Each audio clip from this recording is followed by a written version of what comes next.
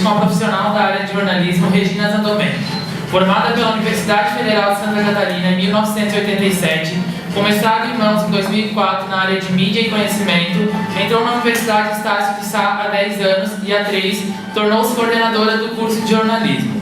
Ela nos contará a respeito de como foi sua carreira no jornalismo, que fatos marcaram sua trajetória e quais veículos de comunicação mais gostou de trabalhar. Além de, é claro, dar dicas valiosas para os que querem adentrar a profissão e aqueles que estão começando agora. Boa noite, Regina. Boa noite. Antes de fazer jornalismo, você pensou em escolher outra profissão?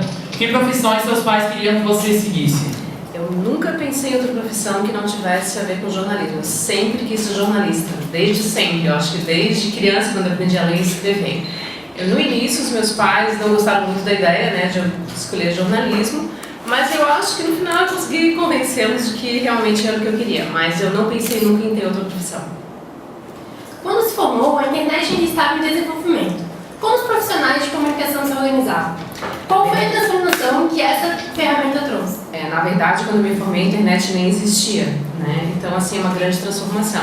Se a gente pensar que o profissional que se formou junto comigo tinha que revelar uma fotografia, tinha que esperar a notícia ser publicada no dia seguinte, parece uma coisa muito do passado, né? Então, acho que a grande transformação da internet tem muito a ver com agilidade, o tempo real. Hoje, se houver um acidente aqui em frente à faculdade, dentro de 2, 3 minutos a gente vai saber pela internet, vai ter o rádio para nos informar, né?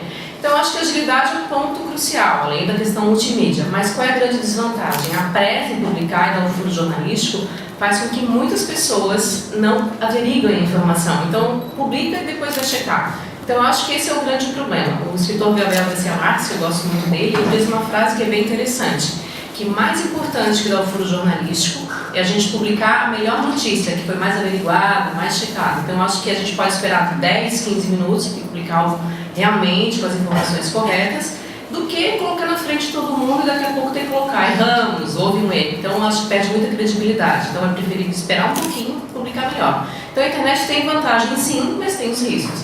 E outra coisa que eu particularmente pego muito no pé do aluno é a coisa de fazer entrevista por e-mail. Eu acho que a gente perde a grande chance de ver a reação do entrevistado, confirmar se é realmente ele que está respondendo a pergunta e, principalmente, eu posso fazer uma pergunta para ele por e-mail, ele não sabe, vai pesquisar e daqui a 20 minutos me responde. Porque, pessoalmente, eu vi que aquele entrevistado não tem aquele conhecimento que a gente desejaria. Então, tem pontos positivos e negativos. E mesmo sabendo que o jornalismo é uma profissão desvalorizada até certo ponto, o que te motivou a cursá-lo? Eu acho que não vejo desvalorização. Eu acho que quando a gente trabalha com paixão, a gente sempre consegue se colocar no mercado, consegue se destacar para qualquer profissão. Em que meio de comunicação você trabalhou e qual você mais gostou? Na verdade, eu gosto de tudo, né? Então, assim, eu trabalhei em rádio, TV, jornal impresso, revista. E tudo que eu trabalhei tem uma área que eu acho que eu não gostaria de voltar, que é assessoria de comunicação. Por quê? Porque, por melhor que seja o trabalho, a estratégia que a gente crie, muitas vezes a gente depende de convencer um outro jornalista a publicar aquele fato que a gente está oferecendo.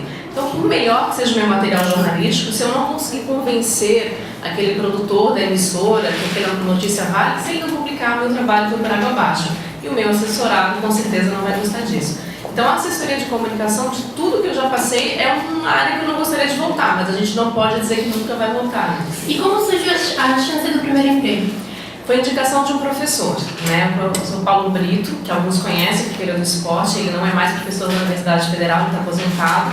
Pediram uma indicação para trabalhar na Rádio União FM, e ele me indicou, sabia que eu gostava de rádio, então meu primeiro emprego foi uma indicação de um professor. Uma coisa que eu acabo fazendo hoje também com os alunos, então hoje eu me vejo que está na posição dele. Eu trabalhei na Rádio União FM 4 anos e fiz de tudo, até gravar comercial com voz de criança. Então foi muito legal porque era a reportagem, a redação, no final já tinha um programinha que entrava no final da tarde, então foi a rádio era pequena e na rádio pequena a gente acaba fazendo tudo, então foi uma experiência bem legal. E um fato cômico que existe durante a sua carreira de jornalista? Tem vários, assim, eu acho que não daria tempo de contar todos. Mas um que eu acho bem engraçado, quando o Papa João Paulo II visitou o Brasil, a gente fazia uma série de reportagens, né, preparando a vinda do Papa, né, e eu fiquei responsável por criar algumas situações para mostrar para os telespectadores. E uma delas, que eu tive a ideia, que as irmãs carmelitas que vivem em clausura iam ganhar uma licença especial para visitar o Papa, né, enfim, ter contato pessoal com o Papa. Então eu consegui o telefone do convento e quando eu fiz uma pergunta meio fora de contexto, porque como elas vivem em clausura, elas nunca saem. Quando eu liguei, atendeu a irmã Maria Tereza, irmã Maria Tereza, né? Bom dia. Eu queria falar com a supervisora, ela está? Aí ela respondeu, claro que ela está, faz 30 anos que ela não sai daqui, né? Então foi uma situação um pouco constrangedora, depois eu me toquei que jamais eu poderia ter perguntado se ela está, eu deveria ter pedido para ela chamá-la, né? Então foi uma situação engraçada que me pegou de surpresa, mas até depois eu contei com meus colegas, claro, que a gente na hora não se toca, mas realmente eu não poderia jamais ter perguntado se ela estava. Se ela estava. Durante algum tempo, foi condicionado que para atuar como jornalista não seria necessário ter o diploma. Lembrando que isso já foi remodelado e atualmente o diploma voltou a ser parte da profissão. No entanto, quando foi aceito a não necessidade do mesmo, houve uma postura diferente por parte dos jornalistas? Como você se posicionou?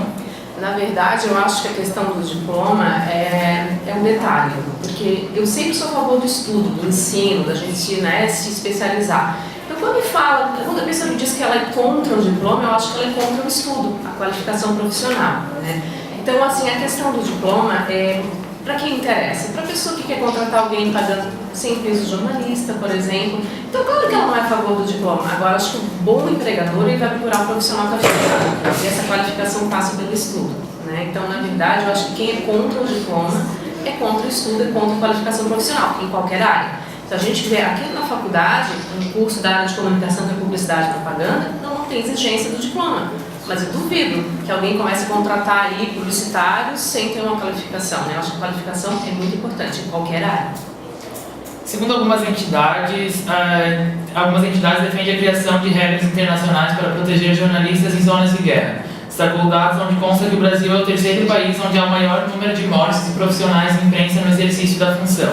A respeito desses dados, você acredita que é mais um ponto contra a profissão ou que isso faz com que os futuros profissionais da área lutem ainda mais pelo trabalho de informar a sociedade? Na verdade, assim, esses levantamentos eles falam de situações de guerra, né? Aqui no Brasil a gente não vive uma situação de guerra. Então, acho que os números que falam da violência no Brasil têm mais relação com o interior, né, do Nordeste, onde realmente tem uso de coronéis que acabam matando jornalistas, né? Enfim, são situações muito pontuais. Então, eu acho que o que acontece de morte no Brasil relacionado aos jornalistas são em zonas muito específicas, regiões do país, onde o problema da violência não atinge só jornalistas. Eu acredito que nessas regiões não só os jornalistas são assassinados, qualquer pessoa que vai ser contra o coronel da região vai acabar correndo risco de vida, né? Mas eu acho que não, eu acho que quem ama a profissão vai sempre dar um jeitinho, vai conseguir passar por cima disso. Um jeitinho no bom sentido, né? Que conselho você tem a dar para os que estão pensando em seguir a carreira ou até mesmo aqueles que já estão fazendo parte do curso? Eu acho que o primeiro conselho, assim, às vezes a pessoa escolhe o jornalismo, porque eu adoro escrever e sou muito desinibido, né? Então, o curso de jornalismo não é curso para teatro, que exige interpretação, e escrever bem, eu acho que qualquer área tem que escrever bem. Então, quem escolhe jornalismo tem que pensar muito além de ser desinibido, de gostar de escrever. Jornalismo é muito mais que isso, né? Então, é sempre bem informado, criar um senso de informação, ver notícia onde ninguém vê, ser indignado com as coisas que acontecem na sociedade, que merecem veiculação. Então, assim, a área de jornalismo é muito mais do que ser desinibido, saber falar bem e escrever bem. É algo muito mais complexo. Chegou ao fim, então, a nossa entrevista com a convidada Regina Zandomenico, coordenadora do curso de jornalismo da Universidade Estácio de Sá. Ela nos contou um pouco a respeito de toda a sua trajetória no mundo da informação e nos revelou alguns pontos marcantes. Esclareceu dúvidas, avaliou um pouco do jornalismo na sociedade moderna e deu dicas para os que querem seguir na profissão e os que já estão no meio. Boa noite, Regina, e muito obrigada por sua participação. Eu que agradeço. Agradeço também a todos os ouvintes e tenham todos uma boa noite e até a próxima.